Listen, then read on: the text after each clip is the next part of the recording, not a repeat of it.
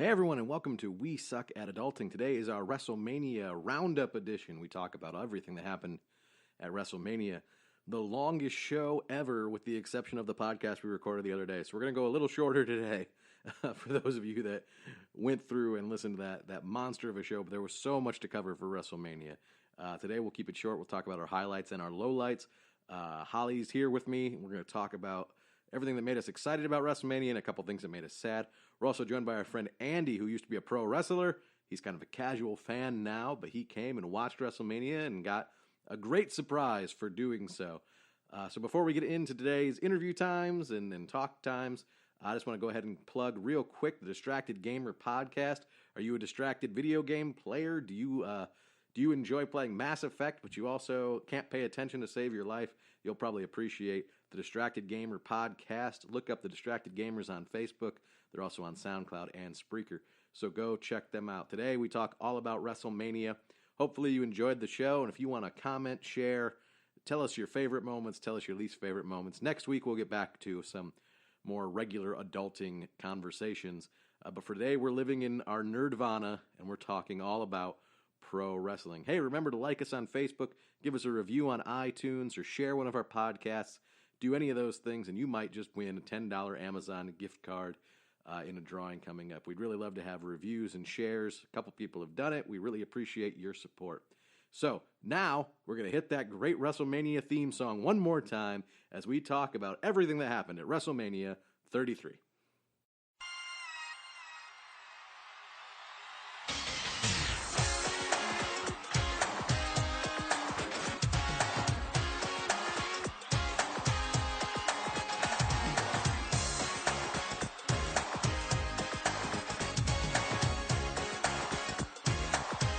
All right, we are back, and another WrestleMania weekend is in the books. The only thing left tonight and tomorrow. Tonight, the greatest Raw every year, the Raw after WrestleMania. Before we get started on our review, honey, you expect anything for the Raw after WrestleMania? Really hoping that somebody unexpected shows up. I know we kind of got that at WrestleMania, but Definitely did. Yeah, that was probably for me the best moment. But I really hope that we get another person, maybe somebody from like NXT that comes up or something like that. The Drifter? No, not the Drifter. You don't want the Drifter? No, I don't like I know we're big waiting for Nakamura, we think. Yeah, but we think he's going to be on SmackDown, yeah, though, not Raw. Well, okay, let's get into WrestleMania. And first of all, if anyone, I know it was a really long show, so I know there weren't a ton of people listen to it. But if anyone listened to our preview show, they know we screwed the pooch. We missed everything almost. Yeah, I was really bad with my predictions. I think I only got one right. One? Did you get one? I think I got one. Oh, yeah. I mean, I was no good, and I thought I had all the inside dirt. So, they surprised everybody this year. Yeah, I think they did. So the one thing I will say is that show was long. It was. It was ridiculously long. It was too long. I love wrestling, but I've definitely found my limit where I'm like, okay, this is enough. 6.5 hours or whatever that it was. That was a lot. It was a long show. If you watch the pre-show, the pre-show started at 5 Eastern time. And the main show, it was midnight, right? Yeah. I mean, you're talking, if you watch the pre-show, something like 7. I think it was like 12, and it was like officially over. Oh my gosh. I was like, okay, I can finally go to bed now. So that's over 7 hours if you were watching from start to finish. Oh my goodness. Yeah. So I think it was like 6 or something just for the main show, or maybe right around 6, 5.5, something. Anyway, so I don't want to go through line by line. We did that the other day. We talked about everything. Some matches disappointed. Some matches were great. I just want people, if they're listening to this, what were the highlights for you? Because for me, this was like half a good WrestleMania, half kind of a disappointing WrestleMania. And if we're going to talk, I'd rather talk about the positive things. What did we love about this WrestleMania? Well, obviously, the Hardy Boys coming back. The Hardy Boys coming back. That's going to be a popular conversation on this here podcast. I definitely agree with that. It was very cool because it was one of those things where afterwards you go, oh man, I should have known that, when, I can't think of their name. The New Day. The New Day. Thank you. Wow, I can't believe I couldn't think of that. When the New Day came out and they said that there was going to be another tag team, I was sitting there thinking, like, who could it be? Who could possibly be it? And after what we talked about on our previous podcast, and of course, it's a ladder match, Right. I should have known, and I didn't. Okay, so to give people the play-by-play of what happened in our house, a little later in this show, we're going to take a break. We're going to be back with our friend Andy, who was here that night. And for the play-by-play for people who obviously weren't in our house because there were only 4 of us here, Andy's a big Matt Hardy fan. He'll talk more about that. He stepped outside to get some air during the show. And as he's going to step outside, he's a huge Matt Hardy fan. I had sort of been tipped off that this was about to happen. And I show him sort of my Facebook page. And even after I hint to Andy that something big's going to happen, my wife Holly cannot figure out what the big surprise was. I never put it together. It's one of those things where I don't want to know, so I don't start guessing. Right. I'd rather just watch it and be surprised. Yeah. And we had talked on the pre-show, on our pre-show, about how, you know, you hadn't seen the Hardys. You didn't know that the Hardys were a thing again. Yeah, that's what I was saying, is that, you know, after everything that we had talked about, I really should have known it was them. Yeah, and so they were back. They didn't do the full broken. They have like a whole gimmick now that they've been working. Well, they were sort of still the Hardys, but they were also just a little bit of the new characters they've been working. Right. I feel that now that they have the tag team titles, sorry for spoilers for anybody who hasn't watched yet. It's been 24 hours. Why have you not watched WrestleMania? If you haven't watched it yet. You haven't carved out 8 hours of your day to watch this show yet? Sorry, go ahead. But now that they have the titles, I feel that now we're going to get to know more of their characters and what they are this time around. Yeah. And I'm hoping they don't need to go full, because I still haven't shown you. I really should show you the broken stuff. But they don't need to go full that direction, because some of what they do is like goofy comedy kind of stuff. Right. But I would just love to see little bits of it. And I know we had a laugh at 70,000 people chanting delete, delete, delete. Yeah, it looked a little funny. Well, it looked like a Nazi salute when you have that many people doing it. Right. But it was fun. Okay, what else? Anything else stand out for you? The Hardy comeback, Jeff Hardy diving off the ladders again, just like old times. Undertaker. Oh my god. You love The Undertaker. I do. You know, my heart was broken when Brock Lesnar beat the Streak. Mm-hmm. I really think in my perfect world that they should have left the Streak alone and he should have gone out as a legend and just not come, just eventually just not come back. Undefeated. Just right off into the sunset. Undefeated. Right out into the sunset. Okay. Go out as the dead man. But just that's not how he's going out though. No, it's not. He went out on the old Spartan saying is come back with your shield or be brought home on it. And so he's being brought home on his shield. Maybe tonight at Raw.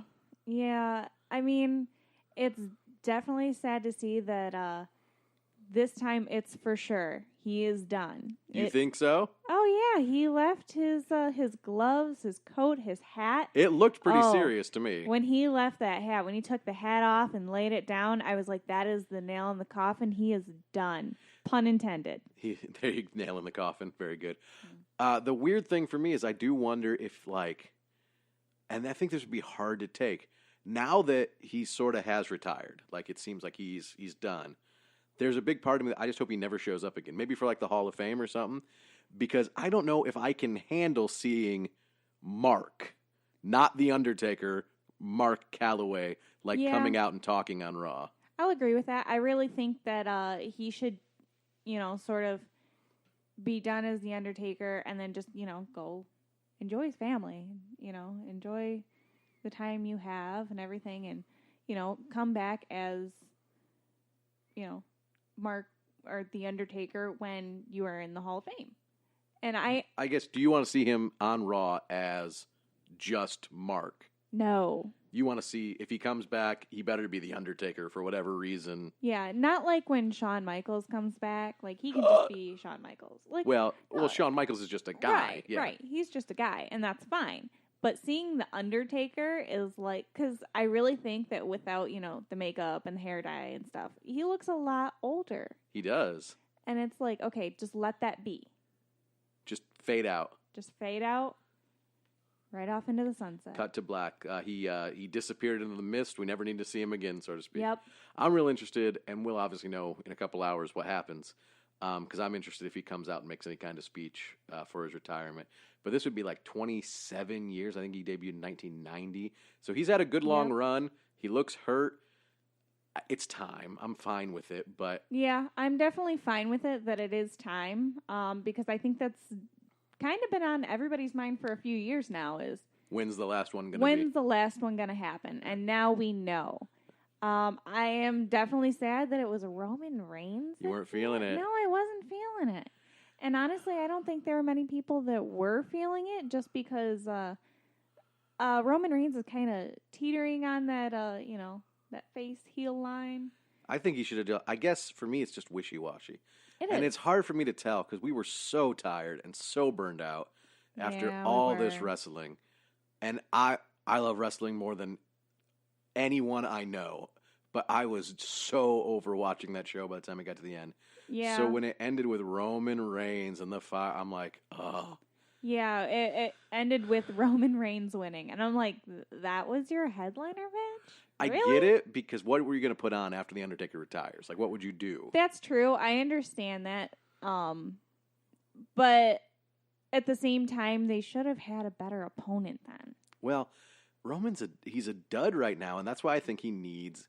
Just let him be that boost. Let him be a bad guy. I know I sound like the hardcore nerd that was chanting for Cena to turn heel too, but he needs something where he feels dangerous again. We've talked with Andy about how I love WrestleMania, I love wrestling, but there's a lot about the WWE right now where nothing feels dangerous anymore. And if nothing feels dangerous, it's hard to completely invest. That's kind of where I was, but I was also really good to see the ladder match, though, because it kind of brought back some of that feeling. Yeah, the ladder match was good. When you saw Jeff Hardy jump off that ladder sort of at the end of the match, and you could see the ladder break underneath... it was Sheamus and Cesaro. So I think it was Sheamus. No. Cesaro. It was Cesaro. Yeah. Sheamus sort of rolled off the ladder. Yeah. The ladder broke underneath Cesaro. Mm-hmm. And it was kind of cool to be like, break the ladders, break the chairs. Yeah. Back in the day, this is how wrestling used to be, to kind of get that sense of danger again. And I don't need, for once, one time's fine. I don't need the Attitude Era back where they're slinging chairs at each other's heads, but it just seemed like this WrestleMania for me was real like, oh man, there was a lot of slick and polish here, and we could use just a little...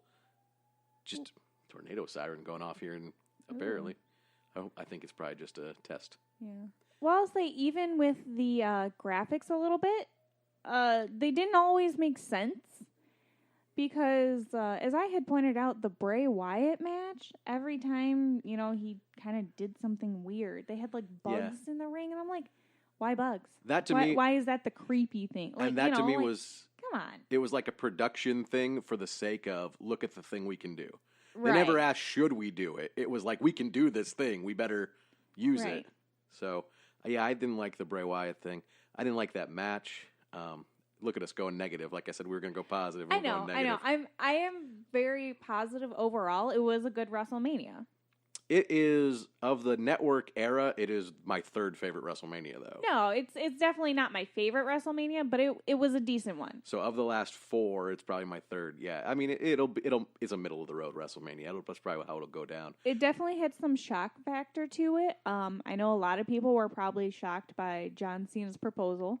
I wasn't, because I predicted it on this very show. But I think, like us, were? No. Because I didn't believe he was going to do it at first. And then, like, as soon as they started walking out and you kind of saw everybody who was there, and I'm like, oh, he's totally doing this. Yeah. He's totally doing this. You lost and that bet. You could see that Nikki, she knew about it. Oh, yeah. She knew. I don't think she was surprised at all. No.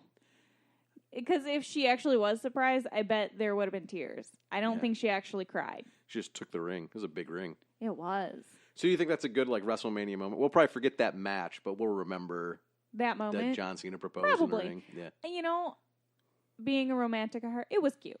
It was cute. For them, I'm sure it was very special. I don't have a problem. And good for them. I don't have a problem with it. And once again, I've been a big wrestling fan forever, so like, I'm going to do a little macho man as best as I can. But I remember being a little kid with Elizabeth will you marry me? And the Macho Man. And, it was a cute thing. And Right. I was not a great Macho Man, but, yeah, it's a little better.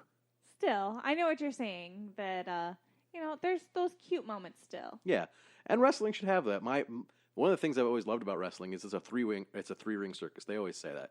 If you don't like thing A, there's a good chance if you stick around, maybe you'll like or something down the line. Agreed. Any other matches stand out to you as we close up your portion of this WrestleMania review time? Not really. Or moments, nothing else. So it's really just like the Hardys, The Undertaker, and John Cena for you on this one? I think so. To me, I like checking out everybody's gear. I love watching all the new WrestleMania gear. That's did any cool. new gear stand out to you? The New Day's gear was pretty impressive. That was very interesting. It took me a minute to get Charlotte's. You couldn't see it real well at first. Oh, yeah. But then I was like, oh, she's supposed to be a peacock. She was the peacock, yeah. It was all right. Naomi had the cool gear. That was cool. I definitely think that her gimmick now is really starting to work for her. The dancer thing? Yeah. Yeah. So. Well, she's the champ now. Yeah, good for her, winning in her hometown. And we were so cynical thinking that they were going to beat the girl in her hometown, and they gave her the title I'm glad instead. they gave it to her. Me too. Bailey won. I like Bailey, so I enjoyed that. I like Bailey. It was good. I still wish it would have been Sasha Banks, but I can live with Bailey. Oh, and see, I do feel like I got a lot of things wrong, but I got like really random things right. So the Rob Gronkowski thing. Rob Gronkowski and Mojo Rawley. We don't get hype. We stay hype. That's right. That was pretty cool. Yeah. So, all right. Well, I guess we'll close up this time. My dear wife is going to go do yoga, so we can expect some conversations in the near future about us trying to get fit, or at least trying to, while we eat pizza and do yoga. It's another pizza and yoga day. It is. So we're going to go to a break right now. When we come back, we'll have our friend Andy. Andy is not only a lapsed wrestling fan who watched all 18 hours of WrestleMania yesterday, but a former professional wrestler himself. So we're going to get great insights from him after a quick break.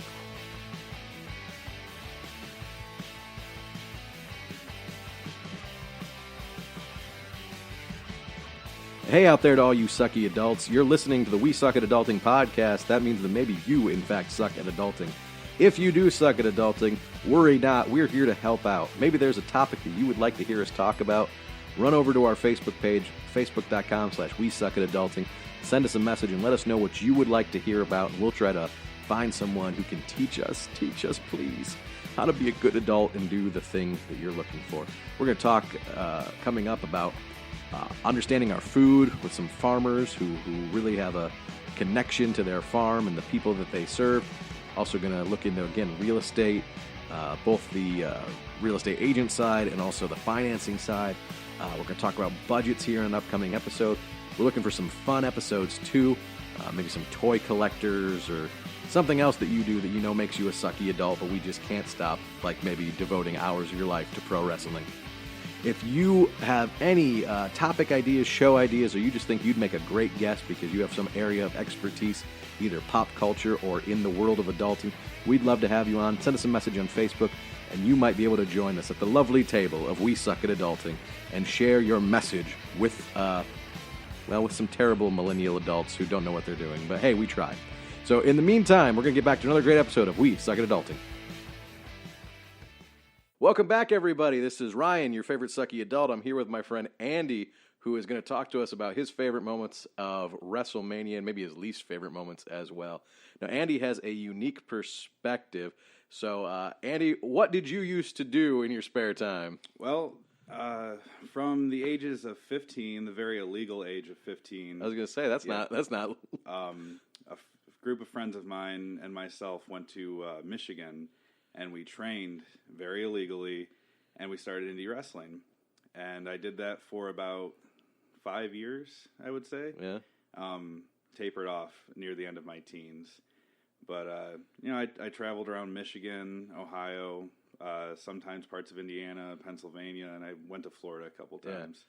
So you're a worker, brother. That's a worker. Yeah. A lapsed worker. A lapsed worker. And that's the reason that we...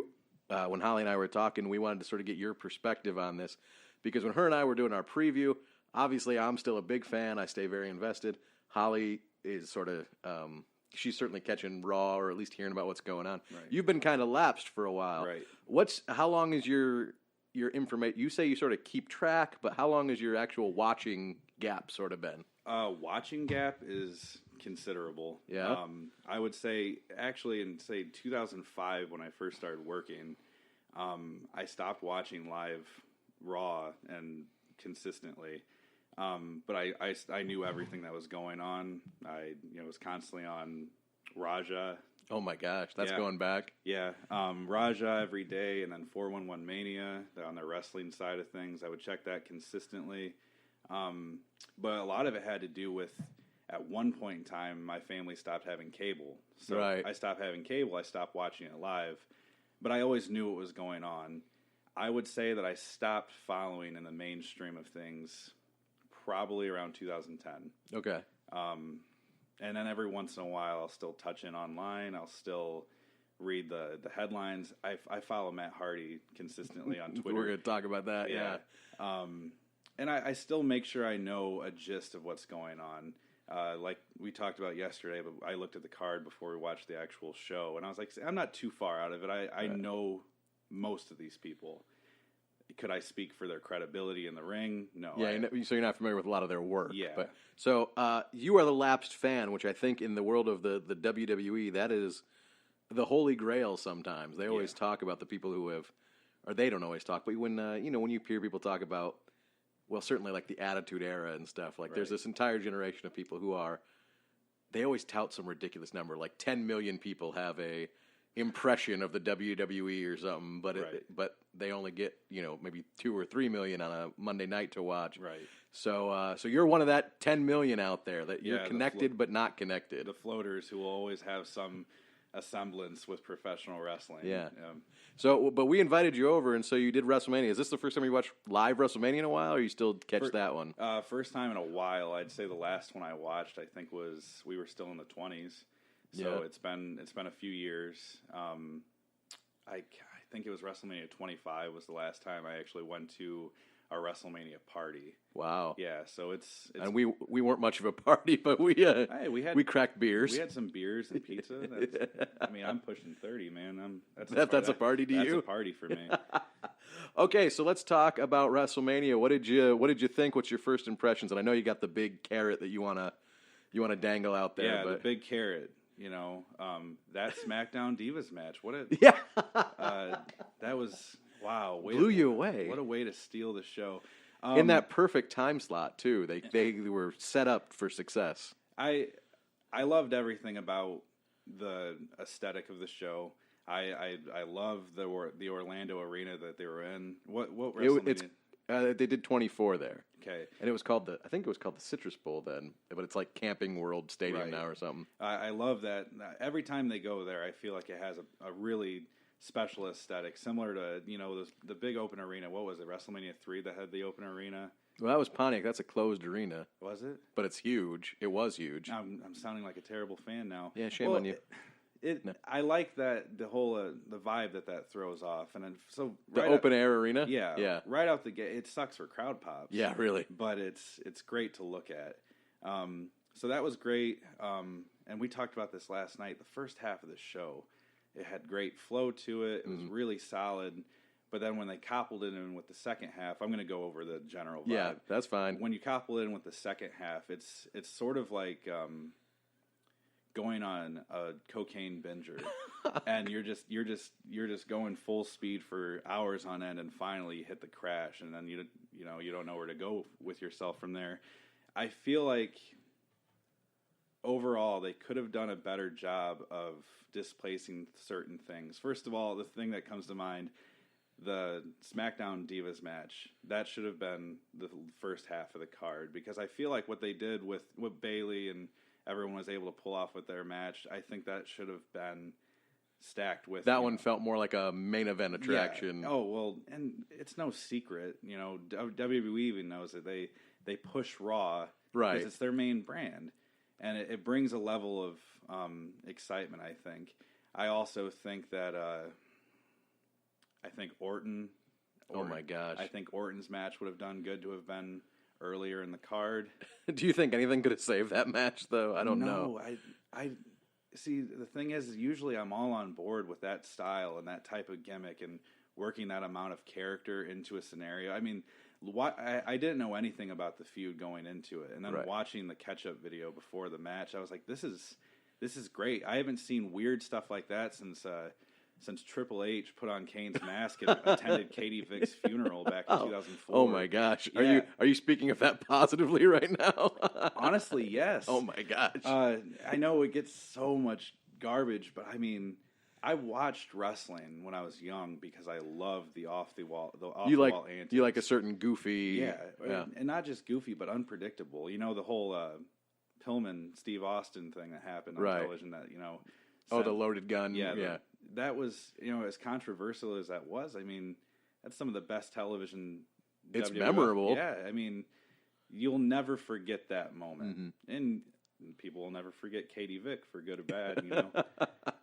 It made an impression, that's for sure. But when you had that sort of a gimmick worked into a very high-profile match, to put that so late on the card when your show is already running 4 hours deep, and then to stop matches dead in their tracks to fuel that gimmick, the flies going across the ring. Yeah, because he had to stop wrestling, basically, yeah. I mean, I feel like that really pumps the brakes on the show's adrenaline. I think they want Bray Wyatt to sort of be that Undertaker, rebirth character kind of thing. And so I like some of that. When Holly and I were talking earlier, we said, but, just because you can do something at a production standpoint doesn't mean you should. And so I just wonder if there's a better way to do that. It's a weird thing for me because I'm sort of with you. I don't hate the idea that, like, Bray Wyatt is magic because it's wrestling. Yeah. Like, you can have characters like that. No, completely. But sort of, especially where they were, because I'm trying to remember, was that right before Goldberg and Brock or right after? Yes. It was right before. Right before. So there was sort of a really weird contrast of, like, oh, now we're going to get to the guys that look like the legit tough guys. And 10 seconds ago, I was watching people sell for a projection screen. Like, it's kind of... sorry, I didn't mean to interrupt you, but I told Holly, that's one of the things I do love about wrestling, though, where it's like a 3-ring circus. If you don't like thing A, you might like thing B. Yeah, they're always offering something, and like I said, my point is just that if in the very beginning of the show, and I don't think it's a bad idea to start off a high-profile pay-per-view with a high-profile match. No, in retrospect, I think the Shane AJ Styles match was a good match to put on first. Yeah, definitely. And I feel like if there is a very clear dividing line of when the show had its halftime, and that's when they had the dancers come out with Pitbull and I just feel like when that moment hit, you're now going into you really need to fill these people with some high octane stuff because like I said, 4 hours deep and you still have an hour and some change to go before you're even tapping out for the night. You've really got to keep people entertained. Yeah, I'd have liked to see the ladder match maybe later, or I understand why they closed with Undertaker, but for me, once Brock and Goldberg were done, like that was like I'd sort of popped for the night. Right. Like my emotions were, okay, I'm done now. I'm not invested anymore. And theoretically, if Taker, which we'll touch on Taker next, I guess, since this is where we're at right now. Theoretically, if Taker hadn't, taken off the gear, if it wasn't calling quits for the night, that would have been a perfect second to last match. And I think Brock and Goldberg should have finished the night out because it's one last big explosive, yeah. And I think even though that match was a collective of 5 minutes, I think so. Yeah, it was 4:46. I think it was nothing entertaining. Anything else doesn't fit the characters. I thought that was perfect. Like they should go in and smash mouth each other and be done. Unstoppable force, immovable object. Yeah. What are you going to do? Are they going to have are they going to go to school with some technical stuff? Yeah. Or they can't. And I understand that, the guys are in there working and stuff, but I do think that that's one thing where the WWE could just change how they do things. Because I was comparing this to watching 4 hours of UFC. Mm-hmm. And if it's a UFC fight where everything's going to the decision all night long, those nights feel awful and miserable and long. Yeah, completely. But if you get 2 or 3 fights where it's a flash knockout, 1 round, real high energy, it sort of picks you back up again. And the second half of that show, with the exception of Brock and Goldberg, there just wasn't any of that lift. Yeah, and I mean, as much as I've always looked up and admired Taker, and everybody loves Taker. I don't know if I've met many people that have ever said, "Oh, yeah. no one likes that Calloway guy." And in the real world, talking about taking the most ridiculous gimmick and making it work for 27 years. Yeah, and not just making it work. I mean, there's no one that makes more money than that guy in the business, and for good reason. Right. But, as much as I look up to him and respect everything he's done, he hit a peak a few years ago as to what he was going to be able to pump out. Right. And that's sort of why we only see him a few times. So, Reigns, I don't care for Reigns' ring work either. So I feel like going into that, I already had really low expectations because Taker needs somebody who has enough going for them to where any faulty moves can be covered. It could be brushed under the rug and we can forget about it. But what was it that they were going for a reverse? That tombstone? Yeah, they were trying to have Roman Reigns reverse the tombstone, and it looked like he was going to tombstone Undertaker. Yeah, but it fell apart, and instead it turned into he just punched him, a series of Superman punches. Yeah, which, I'm not trying to shit on them because ultimately it got the job done. Right. And when Taker was leaving the ring, I mean, that message was conveyed. It was clear. It was, it was what it was supposed to be. I think for us watching here, when the match ended, we were kind of like, oh, that sucked. And then when Taker started, I think you and I were even talking about it. I was like, oh, I said he was going to leave his boots in the ring, but same right. sort of difference. And when he started to be like, oh, that is what he's doing. Yeah. Everything that had sort of happened before it now made sense. Yeah. And that became a lot more clear, and it sort of made up for it too. It's sort of like I didn't care whatsoever for the Cena-Miz cross tag team match. The match itself or the whole presentation? The match was fine. It was just a match, though. It was just a match. I didn't really care for the build-up to it. It seems... I liked the build-up, but that's just me. Really? It seemed very like True World, or what was it? True World? Or Real World. Real World. Well, it was an ETV show turned into a wrestling match. Yeah, exactly. So, but then after, Cena proposing, that's a good WrestleMania moment. And I can forget about any of my opinions on the match because I'm okay with that. I told Holly it might be hard for some of us who are maybe older, more cynical, been around watching wrestling for a while.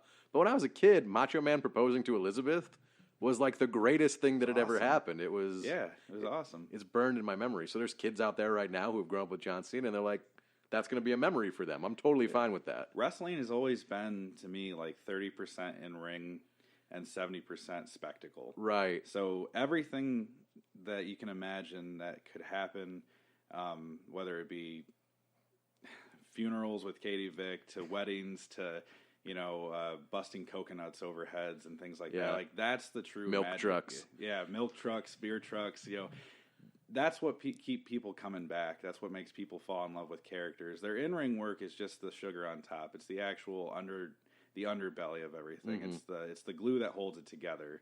Everyone that watches a soap opera every week wants to see the one person pull the trigger or the one person come back from the dead that's been gone for 10 years. But, they're always there watching the same,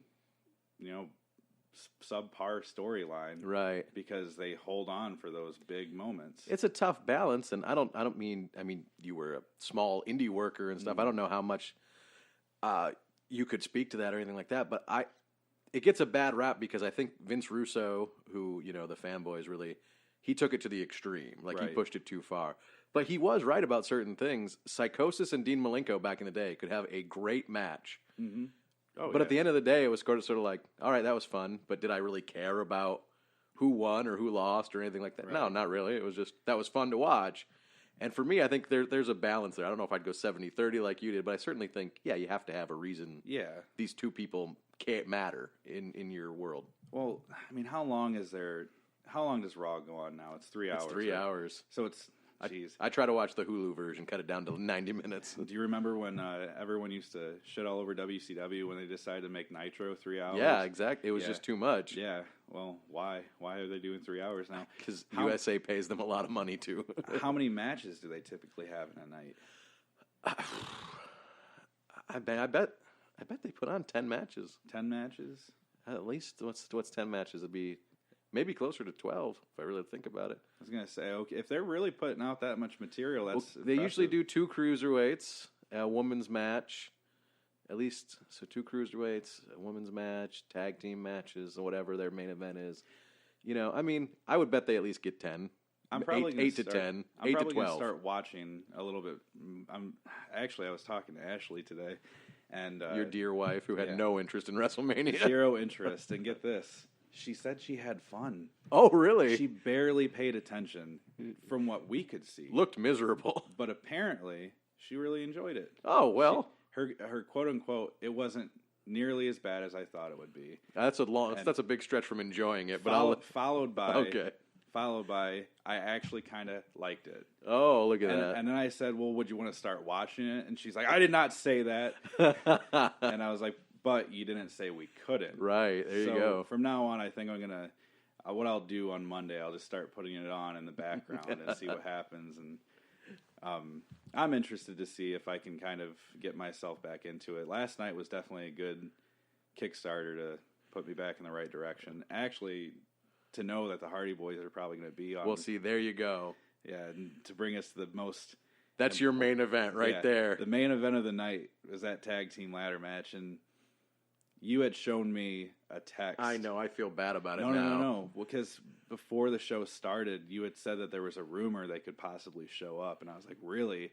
I had been following everything since they had left Impact, but I didn't know they were this close to even talking about signing with WWE again. And I looked up the rumor, and the rumor I had seen right before the show started said that the all-black WWE personnel vehicle had been at Matt Hardy's tailgating party. Oh. And they were thinking that they were going to be secretly picking them up and bringing them to their arena.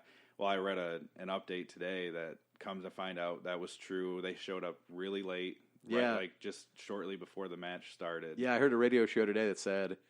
when WrestleMania started, Jeff Hardy was still at a hotel room, sleeping, telling fans that he was going to go to sleep or something. Yeah. Well, because they had a ladder match the night before with the Young Bucks. Yeah. And he was really beat up from that, which I couldn't really. I mean, he's always beat up, so you. They've been falling off high things for a long time. It's been a minute, 20 years. Yeah, right. Actually, I think Jeff if you want to talk about just working, I think Jeff debuted in '94. Yeah. As far as like WWF. The Razor Ramon match? Yeah. Yeah, I think you're right. 94, 95. Somewhere in there. Yeah. Oh, that's a long time. Do you remember a match he had way back during that whole jobber stint against Triple H? And Triple H gave him one of the worst pedigrees I've ever seen. No, I don't remember that. Kept his arms locked behind his back, and Jeff sold it like a pile driver. Oh, was that Jeff? Yeah. Yeah. No way. Yeah, I got to look that one up. It was.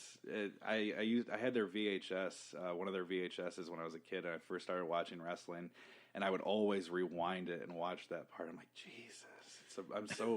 I was amazed that they even made it to like full contracts at that point. How did you not break your neck before you even got started? But yeah, so the Hardy Boys get picked up. They sign. You didn't. I didn't. I had no knowledge of that happening before the night started, and that alone is enough to just scratch that itch enough to make like maybe I should just start watching this again. I told you yesterday I stopped watching because when I stopped participating in wrestling, I distanced myself from it completely because it's like being around a friend that's not really your friend anymore. Like they don't want to hang out with you, but you still like them. As We're way past it in our particular situation, but it's sort of like seeing your ex. You might be okay with the fact that you broke up, but you don't need to watch her with her new dude, right? Of course, that's what we're doing right now. In our situation, I think it's leveled out a little bit. Have you addressed that before? On the podcast, yes, we have mentioned that. Okay. Oh, yeah, we hang out with Andy, who used to date Holly, who's now our neighbor. So Yes. No, it's not awkward at all. No. we're teen things. We're way past that. Yeah, it was the better part of 11 years ago. Oh, my gosh. Yeah, we're good. Don't let Holly hear that. She doesn't want to admit that anything happened 11 years ago. Oh, man. She wasn't old enough to date 11 years ago, right? Well, we were talking about yesterday that when I started watching wrestling, and when I started watching full time, it was in 2002, which has now been 15 years. Oh my gosh! Which is from when I started watching wrestling. I remember thinking, "Hey, Monday Night Raw only started in 1993. I've only been missing wrestling for 9 years, technically, on the scale that I know it now." With Raw, yeah. Yeah. And now to know that I've surpassed that time frame, that when I started watching, we were just off the cusp of the Monday Night War, and now we've gone through, Impact's on its way out, and WWE's in a PC place. Well, what did we say last night? It's so hard to look back at the old tapes and be like, Mr. T and Hulk Hogan to Shawn Michaels and Razor Ramon is like Shawn Michaels versus John Cena to last night. Yeah. Which Shawn Michaels and John Cena seems like yesterday to me, Yeah, and it really does. Like, I still have such a clear recollection of the storylines that went on in that time frame. Was that like Rated RKO was maybe a year or two after that? 2004 to 2000. Yeah, but somewhere in that region. Yeah. And then the rise of, it's weird to see Brock Lesnar again too, Yeah. Because when I first started watching, he was the new guy, and to see him back now in a much different way is pretty crazy. Yeah. It's weird what 15 years does. So even though you were... He still got the same haircut. Yeah, yeah, he does still have the same haircut. So even though you were away for so long, too, what did you feel like you jumped right back in? Did anyone impress you that you didn't know about? Or are you back because they're still hearkening back to a lot of their old standards? And No, they have a lot of people with them now that were people that they were coming up in the business when I was working in the indie scene, and I looked up to them because when I started working, it was cool to go on TV and pick out your favorite guy and get inspiration from it. Like Jericho is someone I always looked at, but then who had a good match last night, but it's overshadowed by everything else. Yeah, but it was great. And then, AJ Styles had a great match. With Shane. Yeah, which was so shocking. When we were going into it, the one thing that we were both disappointed about was that specifically. Yeah, we were crapping all over it. And then when it happened, I was like, well, dang, did. There were a couple, Butterfinger moments that stuck out. But now, looking at the overall picture of it, I'm like, yeah. It's stuck in my memory. I mean, it's... And I'm not focusing on the negative things that happened more so than the highlights. Man, he almost killed himself a couple times, but that's Shane McMahon. Yeah, it's... No, but as far as things that stuck out to me, I definitely don't think that it's... I don't need the old to stick around for me to still be interested in it. It's cool to still see, Triple H in there and, Taker last time. It's cool to see that, and now that the Hardys are back, that's definitely a good driving force for me to get behind. But I mean, I was more upset that I missed Austin Aries' opening match or the pre-show because the younger guys. I'm a realist. Those are the people who are going to be doing this in 10 years when they finally can't. When Triple H can't do it anymore. Right. When he's just tied up too much in the office. When he hangs up that sledgehammer. Yeah. Finally. Oh, jeez. That really rubbery looking sledgehammer. We weren't sure if it was real last night or not. It looked fake to me, but you never know. It had a very overglossed look to it. Yeah. So you never know. He didn't bang it on anything. I didn't see him hit it on anything, so I'm still standing that it might have been a prop. No, but everyone else that had moments that surprisingly the people who stuck out to me most was and I didn't really look into anything of hers. I hadn't watched a lot of matches. Bayley. I think she's I think she's an awesome personality. Is just from watching her last night, I don't know if I could get this fully, but I'm going to assume she's an awkward person. Is that that's her gimmick, yeah. I love it. Her original gimmick in NXT was the reason that she does all the I'm a hugger stuff is her original gimmick was sort of she was the girl who wasn't supposed to be there. Right. So she'd have a match with Natty Neidhart and she'd be like, favorites. And then she'd give everyone like these awkward hugs, and that was sort of thing. And that sort of developed into, her character. And I love her character because I think there need to just be heroes sometimes. Yeah. And I think she's good at that. There needs to be a modern day Owen Hart. Someone who, when Owen Hart was at his best. Yeah. Not Blue Blazer. Not the Blue Blazer. No, Owen Hart. Someone who can genuinely go out there and just be a positive soul, and kids can feel good about cheering for him. And I don't mean like the John Cena's and stuff like that, because, when John Cena first started, that was not his gimmick. Right. But watching her, I get that genuine vibe. She's a hero. And her ring performance was really solid, yeah. too. She was... Her and Sasha, that was still in NXT, but they had my favorite women's match, like in forever. A couple years ago now in Brooklyn, and so yeah, she can work, and I love that character. I honestly think they don't do enough with her, but last night she won at Mania, so that's a good. Yeah, I'm really glad, because how long has she held it? How long ago did she win the belt? See, they did a weird trade back and forth thing, so. It might only be a couple months now. She had it, then she lost it, and then she had it again.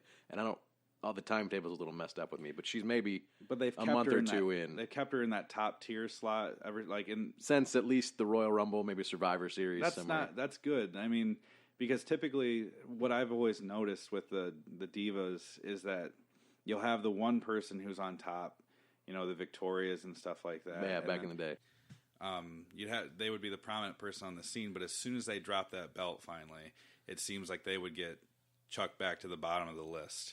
And since there was only so many women to choose from, they would almost cycle them out in a rotation. Whereas you never have to worry about that really being in the men's roster. There's constant flow of talent coming in.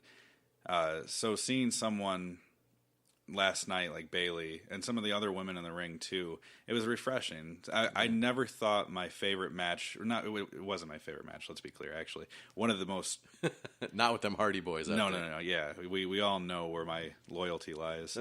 I never thought that one of my most impressive moments I take away was a Divas match. And I'm not trying to knock women wrestling at all. There's so many great women wrestlers out there.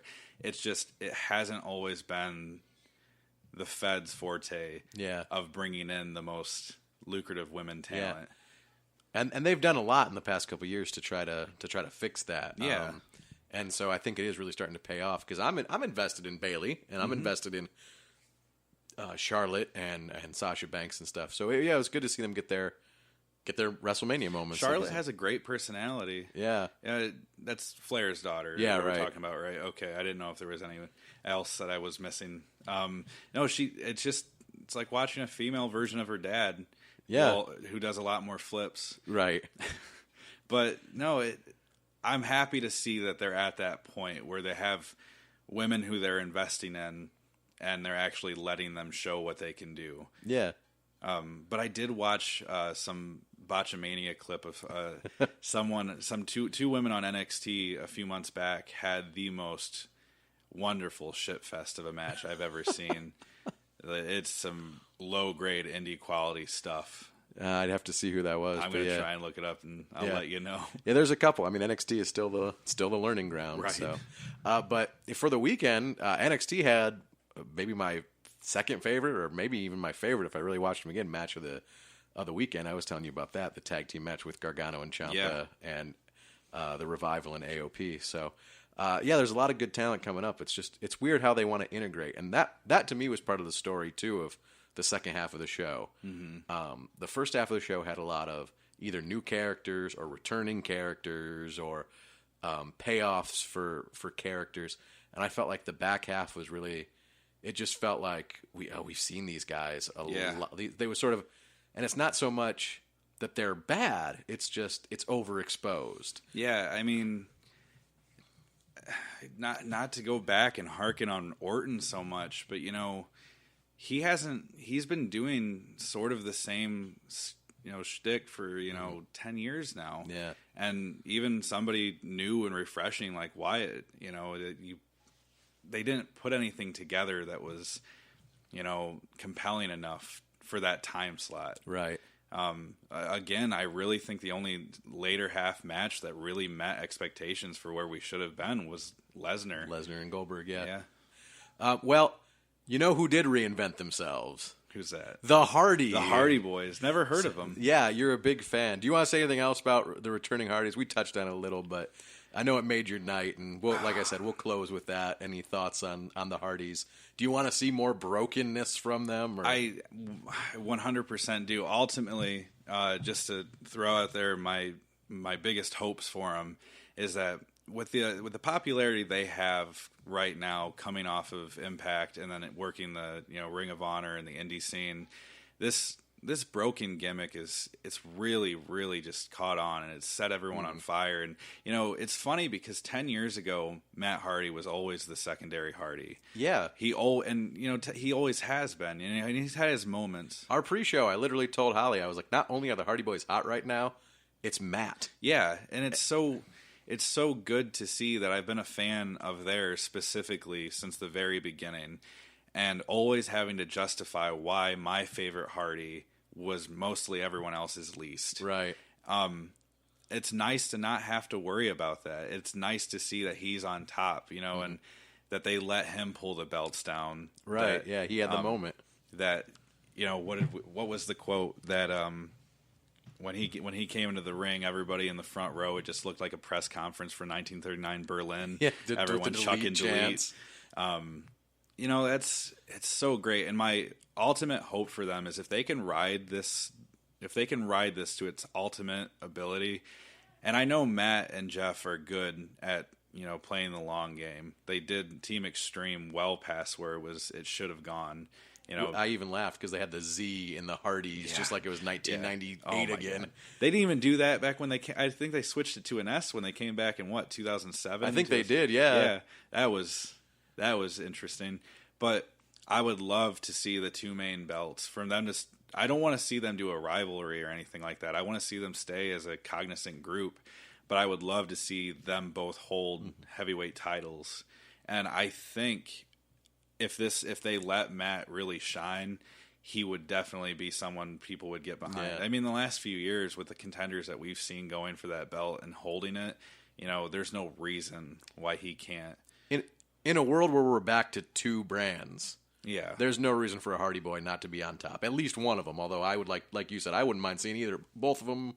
Yeah, either one or both. And it's never really stuck right with me that when Jeff came back. That's been almost 10 years ago when he came back and feuded with Edge when he first got back there. Okay, yeah, I know what you're talking. He had like that Umaga run too, or something. Yeah, and he held the heavyweight title. And who did he drop that to? CM Punk before he left again. Yeah, yep. So he got the heavyweight title. And then Matt Hardy, who had come back and did the whole Kane Lita storyline, and then after that, never stopped busting his ass for the Fed. That's the thing. Matt never stopped working, but it was never going to sit right with me that the only thing the Fed ever gave him was the ECW heavyweight title. He's on the downswing too. Yeah, he's such a hard worker, and he brings so much creatively to the table. Now is the time. Everyone is behind this gimmick. I don't even get it. The whole broken thing. I love it, but I don't get it. I mean, I don't think you're supposed to. No, it's just so off the wall. Yeah. Like we were talking about earlier.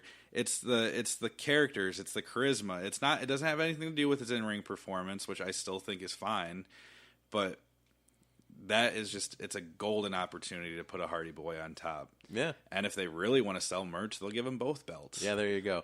Well, Andy, I'll tell you what, we're going to close on the Hardy Boys, but we got to bring you back. We got to talk about indie wrestling sometime. We got to talk about your fantastic, can I call it toy? You 100% can call it a toy collection. It's toys for big kids. I have no shame in it whatsoever. And if you ever want to talk about that, I mean, I try to talk about video games as much as I can. Yeah. Whenever you have something you want to talk about that's just a little too nerdy for Holly, let me know. We'll bring you back. That'll be awesome. All right. Well, our guest has been Andy Massie. Andy, what was your? You were Bert for a while. I wrestled as Bert as a spinoff from Bert McCracken and Hybrid in Fremont. When I first started, I went as The Cure, Andrew Remedy. The Cure? The Cure. Did you have Robert Smith hair? It was... I had some kind of hair. We won't get into the details of it. Not on this one, but now you're going to have to come back and tell some of those stories. Unfortunately, Remedy was a name that stuck around for a while. It worked for me at the time. I don't know what we were thinking. Actually, there's a wrestler now who stole one of the other names I was going to start using like 8 years ago. Corbin. Oh, yeah? Yeah. Baron Corbin. That name was mine. Ask Jude McKenzie, a.k.a. VJ Dombrowski. Yeah. We're name dropping all kinds of people from your old days now. Yeah, anyone who listens to this and still likes professional wrestling or checks out the indie scene, check out Jude McKenzie, good friend of mine. We came up together. He lives down in Florida, does a lot of good work now. But before I left, he was like, you really got to change that Remedy name. It doesn't do anything for you. I'm like, I know. He's like, what about Corbin? I'm like, Andrew Corbin? He's like, yeah. He made me a vest and everything, sent it to me in the mail. He's like, there you go, start wrestling as Corbin. You could have been. I could have been. You could have had a match with Dean Ambrose yesterday. But then I stopped working. So. Yeah. All right. Well, we'll get more into that the next time we have Andy on. Until next time, this is We Suck at Adulting. Thanks for listening.